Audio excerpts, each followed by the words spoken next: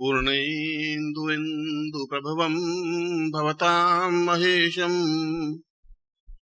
ज्ञातोऽवतां परिसदां परिपूर्णसिन्धुम् आत्मोयतां पूर्णमिदैव नित्यम्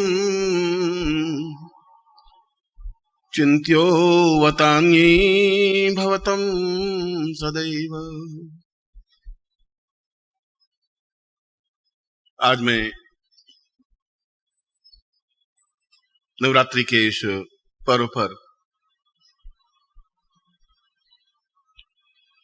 इस याज्ञवल्क्य उपनिषद के प्रथम श्लोक से ही यह प्रवचन प्रारंभ कर रहा हूं। और इस श्लोक में जीवन की उन पद्धतियों को स्पष्ट करने का प्रयास किया है जो जीवन में आवश्यक हैं। और इसमें यह बताया गया है कि व्यक्ति की आकांक्षा होती है कि वह शतायु हो, 100 वर्ष पूरे करे। हर एक व्यक्ति की इच्छा आकांक्षा रहती है। हर एक व्यक्ति की आकांक्षा रहती है कि वह पूर्ण स्वस्थ और निर्मल बना रहे। हर एक व्यक्ति की आकांक्षा होती है कि वह जीवन में उन आयामों को स्पर्श करे जो उसके लक्ष्य हों। जिस क्षेत्र में भी हो उस क्षेत्र में वह पूर्णता और सफलता प्राप्त करने का प्रयास करता है। चाहे रूप हो, चाहे यौवन हो, चाहे सौंदर्य हो, चाहे धन हो, चाहे ऐश्वर्य हो, चाहे प्रभुता हो, चाहे कीर्ति हो, व्यक्ति की आकांक्षा रहती है। और आकांक्षाएं और इच्छाएं मरती नहीं है। और जहां इच्छाएं खत्म हो जाती हैं वह आदमी स्वयं समाप्त हो जाता है। इच्छाओं का दमन करना जीवन को समाप्त करना है। शास्त्रों ने तो, आगे के शास्त्रों ने तो ऐसा ही कहा कि व्यक्ति राग द्वेष से रहित हो, कोई इच्छाएं नहीं हो, कोई विचार नहीं हो। मगर जहां इच्छाएं नहीं होंगी तो वहां उन्नति नहीं होगी। जहां आकांक्षा नहीं होगी वहां जीवन की पूर्णता नहीं होगी। याज्ञवल्क्य यही समझा रहे हैं। याज्ञवल्क्य ने कहा है कि जीवन का तात्पर्य यह नहीं कि हम संतुष्ट हो जाएं, हम अपनी जगह रुक जाएं। रुकने का प्रमाण, रुकने का तरीका, रुकने का सिस्टम, क्रिया अपने आप में जीवन की अपूर्णता है। जीवन कहां तक पहुंच जाता है इसका कोई लिमिट नहीं है, कोई सीमा रेखा नहीं है, वो भी नहीं सकती। इसलिए नहीं हो सकती कि उसकी आकांक्षा कितनी ऊंची है, लक्ष्य कितना ऊंचा है, उस पर जीवन गतिशील होता है। एक व्यक्ति की आकांक्षा थोड़ी सी है तो वह उसी इच्छा को पूर्ति करके रुक जाएगा। मगर याज्ञवल्क्य जैसा ऋषि, अत्यंत योग्य और मेधावी ऋषि, और कुछ ऐसी बातें करता है जैसे चारवाक कर रहा हो। और हमने तो वशिष्ठ को झेला है, विश्वामित्र को झेला है, तो चारवाक को भी झेला है। वो भी हमारे ऋषि थे। हम कोई बिल्कुल ऐसे साधु संत फक्कड़ टाइप ही जीवन में ऋषि नहीं रहे। हमारे पूर्वज सभी तरह के ऋषियों को हमने ऋषि माना है। जहां वशिष्ठ ने कहा है पूर्ण यम, नियम और संयम के साथ जीवन व्यतीत करना चाहिए, वहां चारवाक ने कहा कि ऋणम कृत्वा घृतं पिबेत भस्मीभूतस्य देहस्य पुनरागमनम कुतः। आप कर्जा लीजिए और खूब खाइए और देने के नाम पर सोचते रहेंगे। पुनरागमन को तो मर जाएंगे तो वापिस तो आना नहीं। जब वापिस आएंगे नहीं तो कौन आपसे हिसाब मांगेगा, देखा जाएगा बाद में। वह भी हमारे ऋषि थे।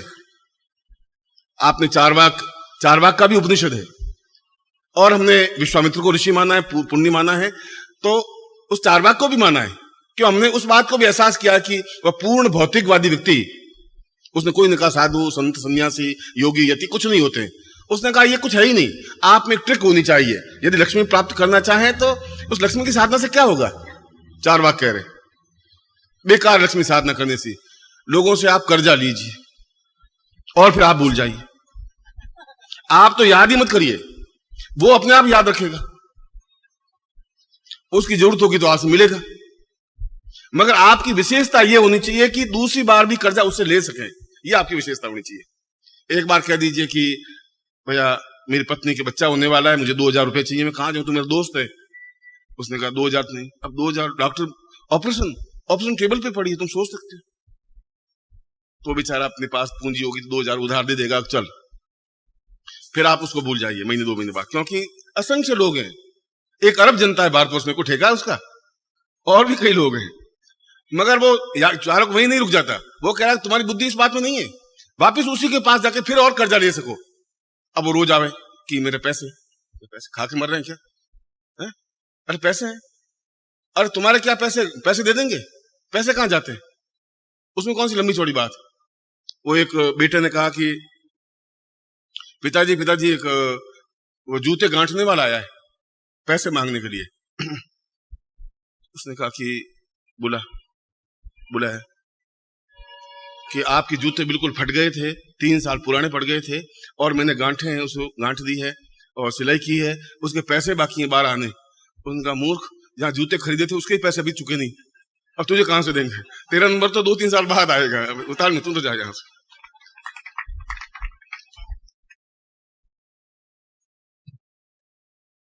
तो चारवाक कह रहा है उसके पास तुम वापिस जाओ। और उसने कहा मुझे कर्जा चाहिए। उसने कर्जा अगले 2000 चुकाए नहीं, दूध से धो के दूंगा, चाहे मैं बिक जाऊं, तुम्हारे पैसे खा के नहीं मरूंगा, मगर अगर मेरी माँ ही मर गई, ये सोचो, अब लाश तो पड़ी है, इसमें कहां जाऊंगा, इसमें कहां भागूंगा, बैंक के पास जा नहीं सकता, और उसकी लकड़ियां तो लानी पड़ेगी कि नहीं लानी पड़ी, बता। तो माँ मर गई बेचारे की, और वो रोने लगे, एकदम आंसू पहुंचने लगे। उसने कहा कि बहुत भली थी मेरी माँ थी, तो 500 रुपए देगा ही देगा। चारवाक कह रहा है वो बिल्कुल सही शिष्य है, वो सही साधक है, उसी से वापिस 500 और ले आए। और फिर कह रहा कि फिर इतना ध्यान रखना कि ये गारंटी की बात चारवाक कह रहा है कि मैं गुरु होकर के बिल्कुल प्रामाणिक कह रहा हूं कि तुम कितना ही कर्जा लेके मरो, तुम्हें अर्थी के सामने आके कोई खड़ा नहीं होगा, तुम चिंता ही मत करो, ये तो गारंटी है। तो फिर तुम चिंता क्यों करते हो? तुम्हारे बेटों की चिंता है तुम्हें जलाए। तो ऐसे भी ऋषि हुए। ये तो जीवन की एक विचारधारा है, चिंतन है कि व्यक्ति किस प्रकार के चिंतन को, किस प्रकार के विचार को लेता है, अपने जीवन को किस क्रम से अपनाता है। जीवन में हास्य भी है, जीवन में रुदन भी है। यदि कोई आप रोते ही रहे जीवन भर, तो आपको कोई रोकने वाला नहीं है। आप नेगेटिव साइड भी सोच सकते हैं कि ये भी नहीं है जीवन में, ये भी नहीं है, कुछ अच्छा महल भी नहीं है, पड़ोस में ऐसे हैं वो भी नहीं है, और खाने पीने की भी अच्छी व्यवस्था नहीं है, गाड़ी नहीं है, और कुछ आप नहीं कर सके तुलना, तो इसके लिए तो जी के सकते हैं कि पड़ोसी के 7 लड़के हो गए, बच्चे हो गए, मेरे 3 ही हुए अभी तक, तो मैं क्या कर सकता हूं। इस मामले में तो टेंस रख ही सकते हो। यह तो एक आपके सोचने का तरीका है। जीवन में याज्ञवल्क्य कह रहे हैं हास्य अपने आप में जीवन की पूर्णता है, हास्य के माध्यम से जीवन की पूर्णता प्राप्त कर सकते हैं। जीवन में उत्फुल्लता हो, प्राणों में एक संचार हो, वेग हो, खून में एक दौरा हो, खून की गतिशीलता हो। और आज का साइंस भी इस बात को कह रहा है कि रोने की अपेक्षा हास्य में ज्यादा आयु वृद्धि हो सकती है, ज्यादा पूर्णता प्राप्त हो सकती है, ज्यादा निरोग रह सकते हैं, ज्यादा स्वस्थ रह सकते हैं। कल अपने प्रवचन में मैंने काल के बारे में और कालखंड के बारे में समझाया था। मैंने यह समझाया था कि यदि व्यक्ति को उस काल की पहचान है तो वह जीवन को पहचान सकेगा। मुझे पता नहीं मेरा कल क्या होगा, और हम आज सब कुछ करने जा रहे हैं। वशिष्ठ सब कुछ करने जा रहा था, राम का राज्याभिषेक के लिए तैयारी उसी के कहने से हुई, और उसको यही पता नहीं था कि कल राज्याभिषेक होगा भी कि नहीं। जो काल को नहीं पहचान सकता वो जीवन में पूर्णता प्राप्त नहीं कर सकता, और काल को पहचानने की क्षमता केवल काली साधना के माध्यम से प्राप्त हो सकती है, क्योंकि काली स्वयं अपने आप में काल स्वरूपा है। काल का मतलब नहीं मौत, काल का मतलब यह नहीं होता, काल का मतलब कोई भयानक राक्षस नहीं। काल का मतलब है कि एक क्षण, जीवन का एक क्षण अपने आप में पूर्णता दे सकता है, सफलता दे सकता है, एक क्षण स्फुलिंग हो। संसार में काली साधना से तो ऊंची कोई साधना ही नहीं है, अद्वितीय साधना है, एक श्रेष्ठतम साधना है। यदि हम उसको एक पॉजिटिव साइड से सोचें, हम उसके रूप को नहीं देखें, काली है, भयानक है, बड़े बड़े दांत हैं और बिखरे हुए बाल हैं और नरमुंडों की माला पहने हुए है, वह तो एक प्रतीक है। प्रतीक के ऊपर जाने की जरूरत नहीं है, उसके गुण क्या हैं उस गुण को देखने की जरूरत है। जनक के दरबार में जब जनक ने सब ऋषियों को कैद कर दिया और उनको एक ही प्रश्न पूछा कि यह सत्य है या वो सत्य है, एक प्रश्न। पंडितों को बुलाया, उसने एक दिन रात को सपना देखा, सपने में देखा कि जनक बिल्कुल भाग रहा है, भागते भागते बहुत तेजी से भाग रहा है और भागते भागते कुएं में गिर जाता है। कुएं में गिरने से पहले ऐसा लगता है कि झाड़ियों में अटक करके उसके सारे कपड़े निकल जाते हैं, बिल्कुल नंगा, और भाग रहा है और कुएं में गिर जाता है। कुएं में गिरते ही कोई बेल लटक रही है, उस बेल को पकड़ लेता है। चलो बच्चे तो सही, अब कुएं में तो नहीं गिरे, और नीचे देखा तो एक भयानक सर्प लपलपाता हुआ कि जो ही गिरे इसको खा जाऊं। उसने कहा गिरूंगा तो मर जाऊंगा, बाहर निकलने का मेरे पास कोई चारा नहीं। और फिर थोड़ा सा होश आया तो देखा कि जिस डाल को पकड़े हुए उस डाल को दो चूहे बैठे बैठे कुतर रहे। उनका ये डाल कटेगी, जरूर कटेगी, ये अभी नहीं कटेगी, कुछ समय बाद कटेगी। कटेगी, मैं नीचे गिरूंगा तो ये सब खा जाएगा। उसी समय उसने एक बिंदु गिरा, एक बूंद गिरी, और शहद की बूंद, मधुमक्खियों का छत्ता था, उसने मुंह खोला और मुंह में शहद चली गई। और कुछ समय बाद एकदम से डाल टूटती है, डाल हाथ से छूटती है, वो नीचे गिरता है और आंख खुल जाती है। आंख खुलते हुए देखता कि महल में पलंग पर लेटा हुआ है, पास में पटरानी खड़ी है और रानियां खड़ी हैं, नौकर चाकर खड़े हैं, ढोल बजाए जा रहे हैं, महाराजा जग गए, महाराजा जग गए, और बड़ी उनकी महाराजा की जय हो रही है। सोचा एक सेकंड पहले मैंने देखा वो सही है कि अब ये जो देख रहा हूं वो सही है? वो भी मैंने ही देखा है, कोई दूसरे नहीं देखा, ये भी मैं ही देख रहा हूं। इन दोनों में से एक सत्य हो सकता है, या तो ये नाच गाना हो, अल्लाह हंसा, ये पटरानियां रानियां धन वैभव ऐश्वर्य, या तो ये सही है वहां कपड़े ही पहने हुए नहीं और मैं गिर रहा हूं। उन्होंने पंडितों को बुलाया, उसने कहा कि बस मुझे दरबार में गया, दरबार में जाकर के पंडितों को बुलाया, तो मैं जानना चाहता हूं कि ये सत्य है या वो सत्य है। पंडित को पूरी बात तो बताओ, क्या सत्य है?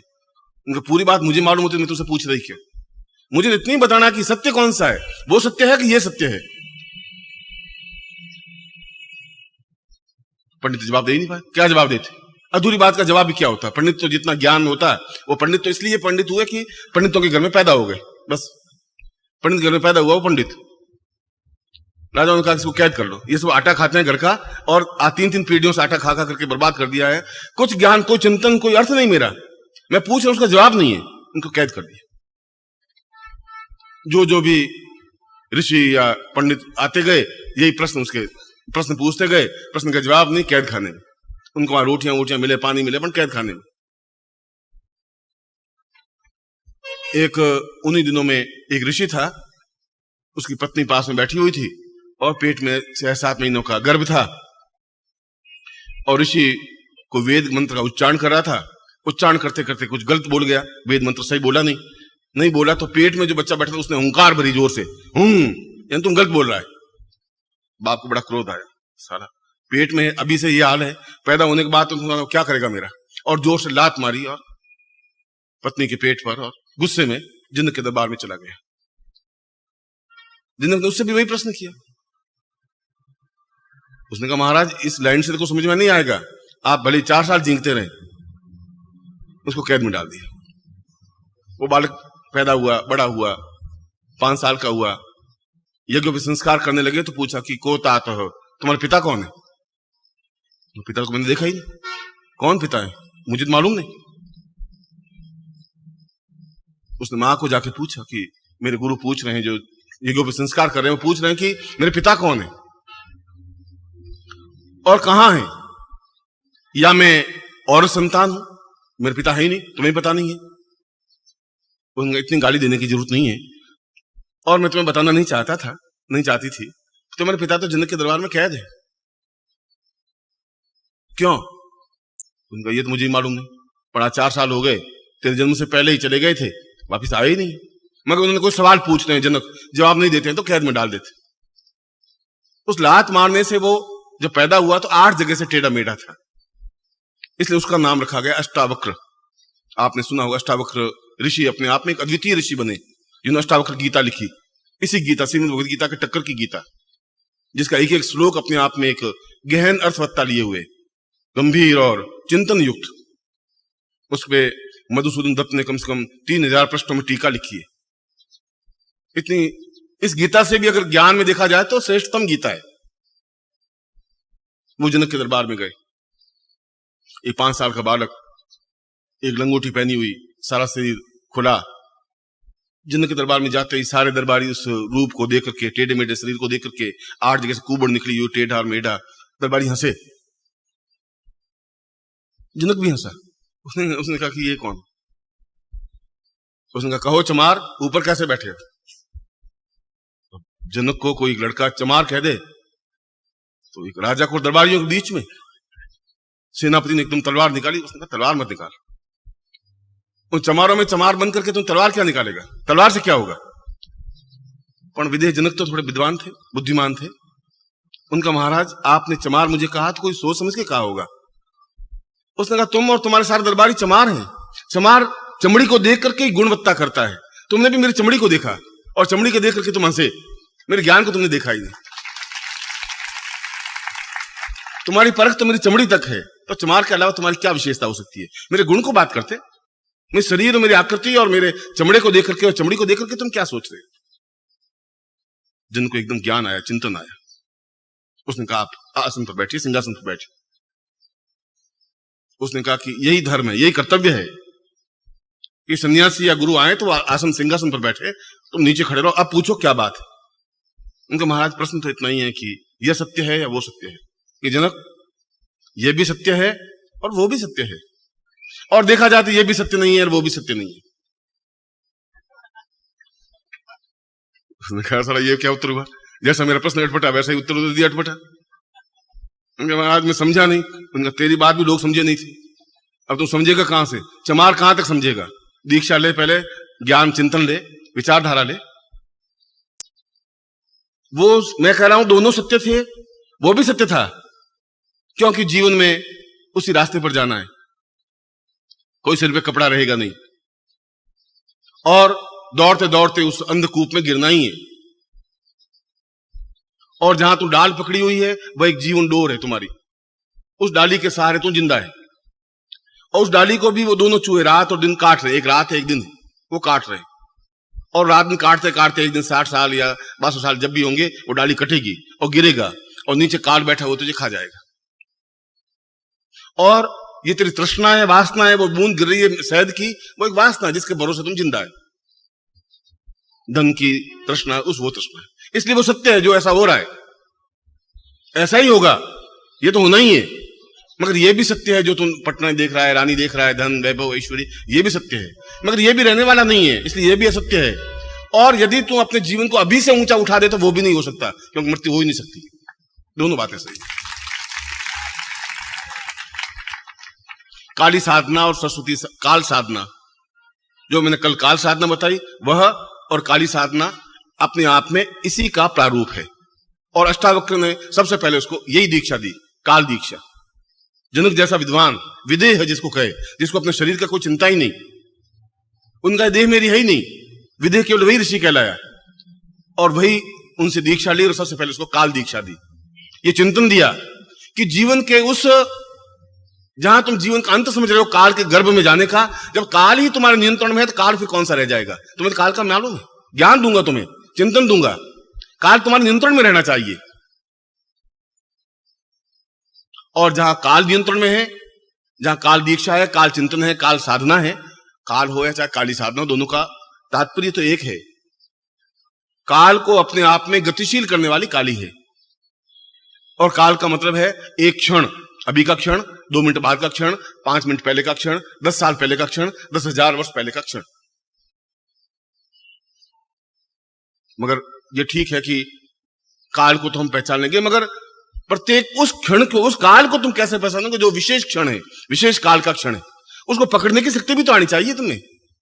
जो तो मृत्यु का क्षण है उसको पकड़ने की क्षमता ही नहीं होगी तो मृत्यु कब झपट्टा मार के चली जाएगी तुम्हें पता ही नहीं पड़ेगा। उस मृत्यु के क्षण को, मृत्यु के काल के क्षण को भी पकड़ने की तुम्हें युक्ति होनी चाहिए। और ये सभी साधनाएं, ये सभी चिंतन उस अष्टावक्र गीता में दिया हुआ है।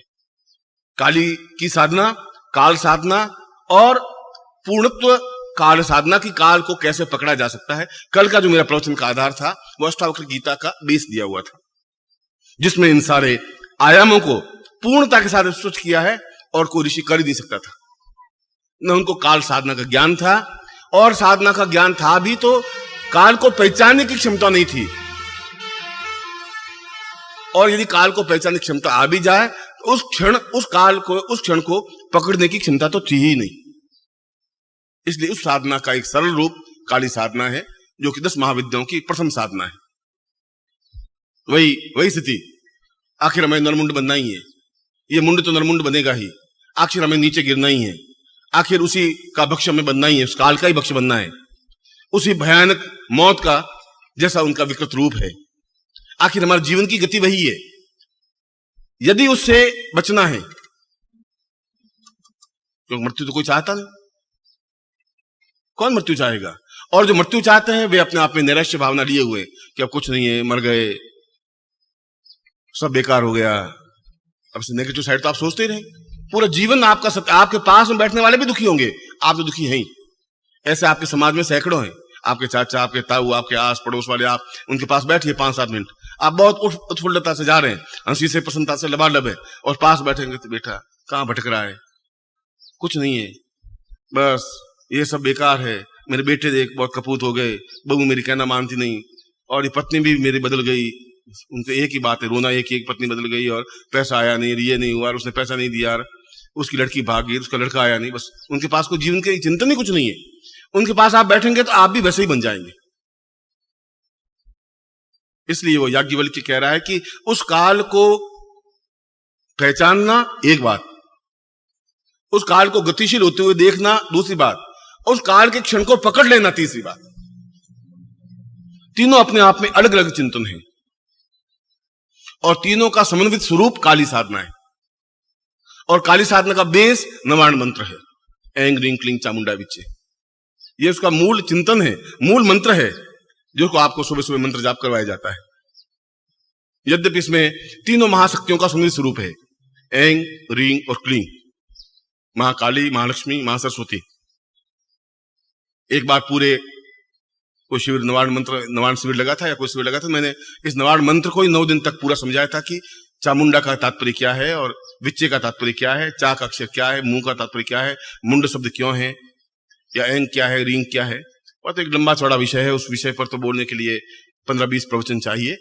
उस नवाण मंत्र को, मगर मूल रूप से काली साधना का आधार मूल मंत्र ऐं ह्रीं क्लीं चामुंडा विच्चे, मगर यहीं तक समापन नहीं हो जाता, ये सब कुछ समाप्त नहीं है। समाप्त तो कुछ और चीज है कि उस काली साधना के माध्यम से काल के क्षण को पकड़ें, क्योंकि ये साधना सरल है, उस काल की साधना अत्यंत कठिन है, जो हमारे सामने है ही नहीं, तुम उसकी साधना कैसे करोगे? तुम्हारी दृष्टि एक प्रतीक होनी चाहिए, बिना प्रतीक के तुम कुछ कर नहीं सकते। तुम भगवान की मतलब शिव की साधना करना चाहो तो एक शिवलिंग होना चाहिए तुम्हारे सामने, बस, फिर तुम उसमें दूध भी चढ़ा दोगे, जल भी चढ़ा दोगे, फिर तो तुम साधना कर लोगे। बिना प्रतीक के तुम साधना नहीं कर पाते हो। चाहे वो लक्ष्मी की हो तो लक्ष्मी का एक चित्र होना चाहिए, कुछ नहीं हो तो उसकी मूर्ति होनी चाहिए, कुछ हो फिर आप उसको पूजन अर्चन अगरबत्ती धूप दीप सब करते रहोगे। बिना प्रतीक के नहीं हो रहा है, क्योंकि आपके चर्म चक्षु बिना प्रतीक के साधना कर ही नहीं सकते। इसलिए काली के साधना को सरल माना है उस काल साधना की अपेक्षा, कि काली साधना के माध्यम से अगली छलांग तुम्हारी काल साधना है। तो सन्यासी शिष्यों ने इन साधनों को सीखा था, सीखा और अपने आप में एक एहसास किया कि वास्तव में एक तेजस्वी साधना है, अद्वितीय साधना है। और मैं ढूंढ रहा हूं कोई गृहस्थ शिष्यों में से कोई शिष्य उठ करके बाहर आए कि मैं आपके साथ साधना करने के लिए तैयार हूं, मैं सीखना चाहता हूं, एक चैलेंज का भाव हो। मगर अच्छे शिष्य मिलना भी तो एक भाग्य की बात होती है। अच्छे शिष्य मिलना, अच्छे गुरु मिलना, ये जीवन के एक चिंतन है। किस क्षण विशेष में गुरु मिल जाए कुछ पता नहीं। मैं वहीं वापिस आ रहा था तुम्हारे पास, वो क्षण है गुरु आए और तुमने नहीं पहचाना और गुरु पास में से निकल गए। ये नवरात्रि का शिविर आया, आप खड़े हुए, मैं भी खड़ा हुआ और हम दोनों एक दूसरे से मिले एक क्षण विशेष में। आपने हमें समझने की कोशिश की, मैंने आपको देखने की कोशिश की और पास में से निकल गए। पूरा जीवन अपने आप में खत्म हो गया। कोई जरूर नहीं दूसरी बार वह गुरु उसी रूप में आपको मिले ही, वरना हम किस रूप में आपको मिले और उस समय आपकी मनोवृत्ति कितनी बदली हुई हो। उस क्षण को पकड़ने का मतलब है कि जो ही आमने सामने की स्थिति बने उसी समय आप उनके पांव पकड़ लें और अपने आप को समर्पित कर दें। वह क्षण को पकड़ने की क्रिया हुई। पहचान सोचें कि कोई बात नहीं, अब की बार देख लेंगे, गुरु भी कोई बात नहीं, फिर कभी दीक्षा दे देंगे, देखा जाएगा, इसको परख लेंगे, वो भी सोचता है। वो तो क्षण अपने आप में बदल गया। क्षण को पकड़ना अपने आप में अत्यधिक कठिन कार्य है। कठिन कार्य इसलिए कि वो सबको छोड़ना पड़ता है, त्याग करना पड़ता है। उस क्षण को पकड़ने के लिए दूसरे क्षणों को छोड़ना पड़ेगा। मौज, शौक, धन, यश, वैभव, प्रतिष्ठा, कमाने की बात, घर, वो सब छोड़ना पड़ेगा। क्यों? इस क्षण को पकड़ना है। वो तो आपके हाथ में तुलना है कि ये सत्य है या वो सत्य है। या इस सत्य को आप घर में पलंग बिछा हुआ है, उसके ऊपर आप लेटे हुए हैं और पत्नी बाहर खड़ी हुई खाने के लिए कह रही है, आप कह रहे हैं अभी अभी आ रहे हैं, 2 मिनट रुकिए, ये भी क्षण है। आप या तो ये पकड़ते रहिए, ये पकड़ेंगे तो ऊपर वो दोनों चूहे काट रहे हैं बेल को, बेल तो पकड़ी हुई है, चूहे जरूर काट रहे हैं, आप कहने नहीं करने से कुछ चलेगा नहीं, और गिरेंगे आप जरूर, गिरेंगे तो नीचे सर बैठा हुआ काल बैठा है, आपको खा जाएगा। ये भी सत्य ही है, इसको आप निगलेक्ट नहीं कर सकते। मगर यह भी सत्य है कि उस क्षण विशेष में आप किसी को पकड़ लिए और मृत्यु और माम अमृतम गमय, उस मृत्यु जहां मृत्यु की ओर जा रहे हैं, मृत्यु और माम अमृतम गमय, वापस पलट जाएं और अमृत के रास्ते पर निकल जाए, ये तो आपके हाथ में, यह भी सत्य है। इसके माध्यम से जीवन की पूर्णता प्राप्त की जा सकती है। शायद इसके माध्यम से भी जीवन की पूर्णता मिले, क्योंकि आपकी पूर्णता की परिभाषा अलग होगी, मेरी पूर्णता की परिभाषा अलग है। आपकी पूर्णता की परिभाषा अलग है कि चलो आज हमने उस हनुमान जी को डुबोया और 200 रुपए मिल गए, उसकी पूर्णता की परिभाषा उतनी है, बस आप 200 रुपए जेब में हो गए, सही है। 200 का मतलब है 6,000 रुपए महीना, 6,000 3,000 तनख्वाह, 9,000 में थे, बस वो गणित उसकी जगह सही है, वो अपनी जगह सही है, आप अपनी जगह सही हैं, मैं अपनी जगह सही हूं। अब जहां तुम्हारा मेरा कोई क्षण मिलेगा, तब आप उस मृत्यु के रास्ते से पलटेंगे। हो सके पलटे, हो सके नहीं पलटे। आपके पिताजी के जीवन में ऐसा कोई गुरु नहीं मिला और चले गए उस मृत्यु और मृत्यु के रास्ते पर, आपके दादाजी चले गए, ना आप रोक पाए न समाज रोक पाया, उनको उस जगह जाकर लेटना ही पड़ा। हो सकता है आप लेटें भी और नहीं भी लेटें, क्योंकि आपके पास तो क्षण है अभी, उस क्षण को बदल सकते हैं, परिवर्तन कर सकते हैं। होना चाहिए चैलेंज, होना चाहिए समर्पण, होना चाहिए एकदम से समुद्र में कूदने की क्षमता, चैलेंज का भाव। बिना चैलेंज के तो कुछ मिल ही नहीं सकता, संभव नहीं है।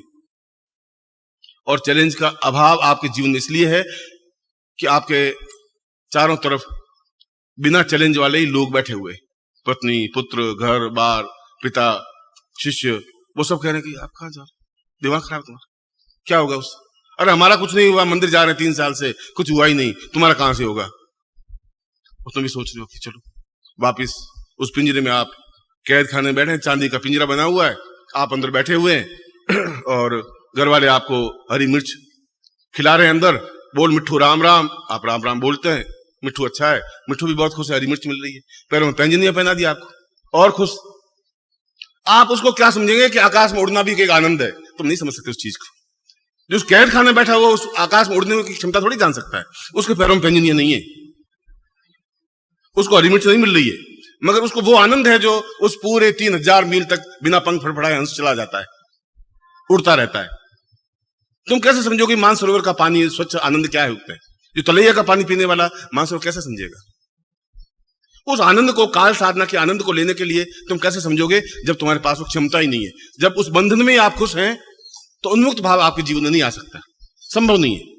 उन्मुक्त भाव तभी आ सकता है जब आप एक निश्चय कर ले, और निश्चय करने के लिए आधा सेकंड लगता है, उसमें सोचना विचारना नहीं। दाऊदाल का एक शिष्य था रज्जब पंथ चला है पूरा, रज्जब ने तो पूरे ग्रंथ लिखा है। दादू ने कहा तुम सब कुछ करना, शादी मत करना। उसने कहा क्यों? उनका जहां शादी कर दी वहां जीवन ही अपने आप में घिस जाएगा, पिट जाएगा, जीवन का चार्म ही खत्म हो जाएगा, और तुम उस स्टेज पर हो नहीं कि शादी के बाद भी निष्प्रभ रह सको। सब कुछ कर लेना भले, शादी मत करना। इनका शादी तो मैं करूंगा ही नहीं। अब घर गए, रोज घर जाता बेचारा, घर जाते घर वालों ने उसको कोड़ना शुरू किया, तो 18 साल का हो गया, अब ये क्या पागल है, मैं बुढ़िया हूं, देख ले मर जाऊंगी, एक बार पोते का मुंह देख लूं तो स्वर्ग चली जाऊंगी, तू मुझे पोते का मुंह दिखा दे। अब रजब को जोश आया कि चलो दिखाई देते हैं इसको पोते का मुंह, दादी मर जाएगी बेचारी, और कौन दिखाएगा। घर वालों ने उसको बहुत तंग किया, तो उसने कहा गुरुजी को बोलो ही मत। अब गुरुजी कहेंगे, गुरुजी फिर वो किस्सा लगाएंगे, तुम शादी मत करना। जब इतने सब लोग शादी करते हैं, मजे ले रहे हैं, तो मैं क्यों नहीं करूं? आ गई कुछ क्षण उसके जीवन में भी आया, और उसने कहा देख तो ढोल नगाड़े बजाएंगे और आगे आगे चलेंगे, हम भी बराती एकदम साफा वाफा पहने हुए तेरे साथ चलेंगे, तलवार यहाँ लटकाएगा तू, और देख तो सही, वो आनंद एक अलग चीज है, बहुत मस्ती है।